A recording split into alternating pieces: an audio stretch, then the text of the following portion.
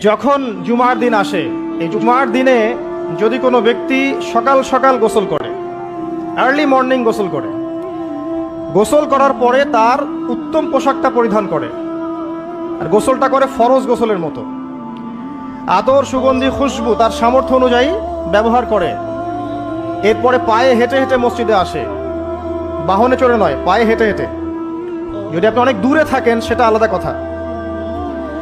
এবং ইমামের কাছাকাছি বসে, মসজিদে আসার পরে যতটুকু সম্ভব হয় সুন্নত পড়ে নিল, নফল পড়ে নিল, এরপর ইমামের কাছাকাছি এসে বসলো।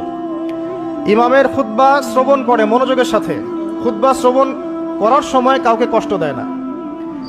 কাউকে কষ্ট দেয় না মানে হচ্ছে যে কেউ কথা বললে তাকে এতটুকু বলে না যে তুমি চুপ করো, কোনো কষ্ট দেয় না। ইমামের খুতবা শ্রবণ করে, নামাজ পড়ে ইমামের সাথে।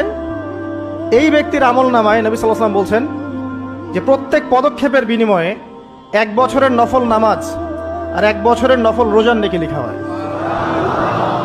জুমার এই সমস্ত নেকি নষ্ট হয়ে যাবে যদি আমরা এখানে আদব রক্ষা করতে না